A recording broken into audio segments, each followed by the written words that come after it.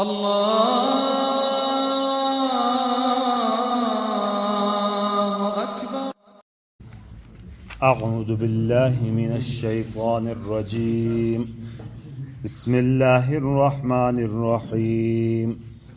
وإن تعجب فعجب قولهم أإذا كنا ترابا أإنا لفي خلق جديد أولئك الذين كفروا بربهم وأولئك الأغلال في أعناقهم وأولئك أصحاب النار هم فيها خالدون ويستعجلونك بالسيئة قبل الحسنة وقد خلت من قبلهم المثلات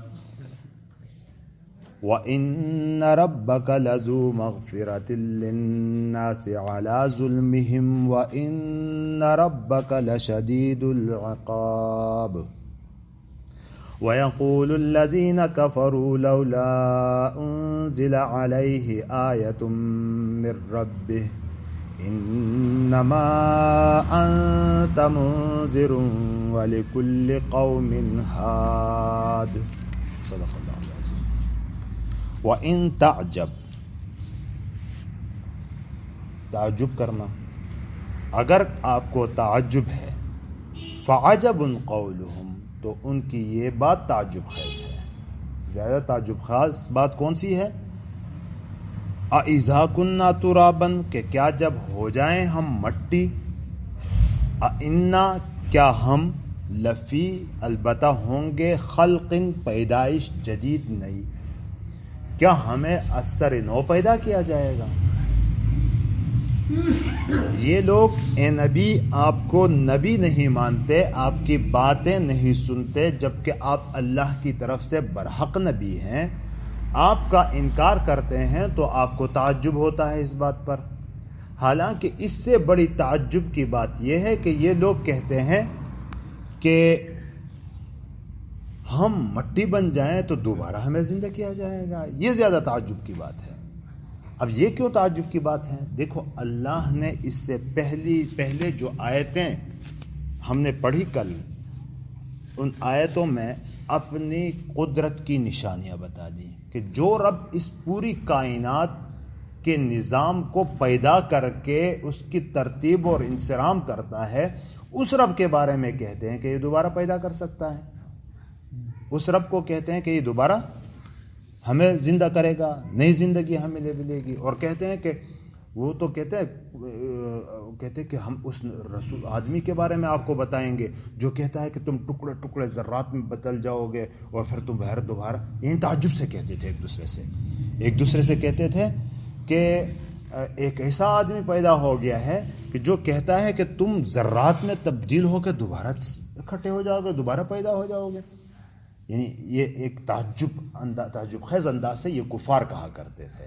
حالانکہ حقیقت اگر دیکھی جائے انسان کی، تو ایک انسان کے اس کے اعضاء ذرات میں کائنات میں بکھرے ہوئے تھے. دیکھو، گندم پنجاب سے آتی ہے، چاول پہلے تو چکدروال چاول ہمارے ہاں مشہور تھی، اور پشاور وغیرہ سے آتے ہیں چاول. آج کل چترال میں چاول زیادہ کھائے جاتے ہیں. اور آلو گرم چشمے سے آتے ہیں.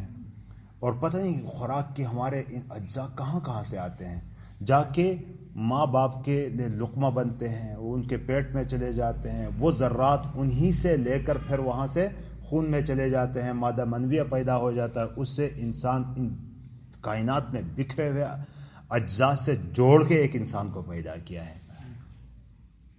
اس اللہ کے بارے میں کہتے ہیں کہ اب بنے بنائے کو دوبارہ زندہ کرنا اس کے لیے مشکل ہے. تو اس کے تو یہ تعجب کی بات تو ان کا یہ قول ہے کہ اِذَا كُنَّا تُرَابًا، کیا جب ہم ہو جائیں مٹی، اِنَّا لَفِي خَلْقٍ جَدِيدٍ، کیا ہم اثر نو ہمیں بنائے جائیں گے. تو یہ اصل میں آپ ہی کا انکار نہیں کرتے، آخرت کا انکار صرف نہیں کرتے، صرف اس بات کا انکار نہیں کرتے کہ دوبارہ زندہ ہوں گے، بلکہ اولئک الذین کفروا بربہم، یہ وہ لوگ ہیں جنہوں نے اپنے رب کے ساتھ کفر کیا. جو اللہ کی قدرتوں کو نہیں مانتا ہے تو کفر کیا نا اس نے. اللہ کی قدرتوں کا قائل ہی نہیں ہے تو وہ اپنے رب ہی کے ساتھ کفر کرنے والے ہیں. وَأُولَئِكَ الْأَغْلَالُ فِي أَعْنَاقِهِمْ، اور یہی لوگ ہیں کہ طوق ہیں ان کے گردنوں میں. اغلال غل کہتے ہیں، غل اور غلل کہتے ہیں کسی کو باندھ کے نا جکڑ لینا، اس کو کہتے ہیں. اور اسی سے غل نکلا ہے. غل کا مطلب ہے طوق. پرانے زمانوں میں غلاموں کے گردنوں میں طوق ڈالا جاتا تھا کہ ادھر ادھر نہ دیکھے، اوپر نیچے نہ دیکھ سکے. قیدیوں کو سزا کے طور پر بھی طوق ان کے گلے میں ڈالا جاتا ہے. ان لوگوں کی مثال تو ایسی ہے گویا کہ ان کے گلے میں طوق ڈلا ہوا ہے. ایک سیدھ میں دیکھتے ہیں جو باپ دادے سے سنا ہے، باقی ادھر ادھر غور فکر کرنے کی ان کو تو اللہ کی کائنات میں اللہ کی نشانیاں بھری پڑی ہیں، ان کی طرف سوچنے کی ان کی صلاحیت نہیں ہے.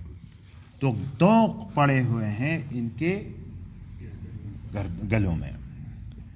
اور اس کے بارے میں یہ بھی آیت کا کہتا ہے کہ یہ وہ لوگ ہیں کہ طوق ڈالے جائیں گے قیامت کے دن ان کے گردنوں میں. یہ بھی ہو سکتا ہے، یہ بھی ترجمہ ہے کہ قیامت کے دن ان کے گردنوں میں طوق ڈالا جائے گا، کیونکہ یہاں یہ اپنے گردنوں کے ادھر ادھر نہیں ہلا رہے تھے، تو عذاب کے طور پر بھی ان کو وہی عذاب دیا جائے گا قیامت کے دن.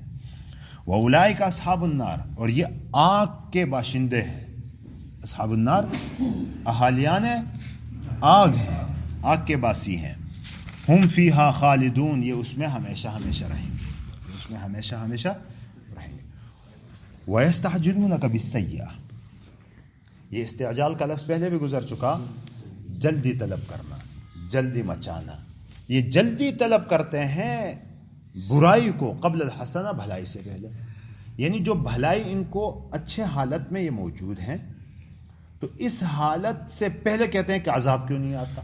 یہ کہتے تھے نا انبیاء کہ جب تمہارے ان کرتوتوں کے اوپر عذاب آئے گا اللہ کا تو جلدی مچاتے ہیں، کیوں نہیں آتا یہ عذاب جو تم ہمیں کہتے رہتے ہو. تو یہ جلدی مچاتے ہیں برے حالات کو مانگتے ہوئے اچھے حالات کے بعد، اچھے حالات سے پہلے برے حالات کو مانگتے ہیں. وقد خلت من قبلہم مسولات، حالانکہ اس سے پہلے عذاب کی کئی مثالیں گزر چکی ہیں. مسولت کا جمع مسولات. مسولہ وہ عذاب کہ جو ایک عبرت بن جائے لوگوں کے لیے، جس سے کہ اس عبرت حاصل کر سکے. تو اس سے پہلے عبرتناک عذاب گزر چکے ہیں، عبرتناک واقعات گزر چکے ہیں، لیکن ان کو دھوکہ پڑا ہوا ہے. وَإِنَّ رَبَّكَ لَذُو مَغْفِرَةٍ لِلنَّاسِ عَلَى ظُلْمِهِمْ، اور بے شک تیرا رب مغفرت کرنے والا ہے لوگوں کے لیے ان کے زیادتیوں کے باوجود. ظلمہم، ان کے زیادت، گناہ کیے جا رہے ہیں پکڑے نہیں جاتے، تو اللہ یا تو بعض گناہوں کو معاف کر دیتا ہے یا ڈھیل دیتا ہے. اسی وجہ سے یہ لوگ دھوکے میں پڑے ہوئے ہیں. اس وجہ سے کیا ہے؟ دھوکے میں پڑے ہوئے. وَإِنَّ رَبَّكَ لَذُو مَغْفِرَةٍ لِلنَّاسِ، اور بے شک تیرا رب مغفرت والا ہے للناس، لوگوں کے لیے، علی ظلمہم، ان کے ظلموں کے باوجود، ان کے ظلموں کے ساتھ ساتھ ان کو ان کی زیادتیوں کے باوجود بھی اللہ مغفرت کرنے والا ہے.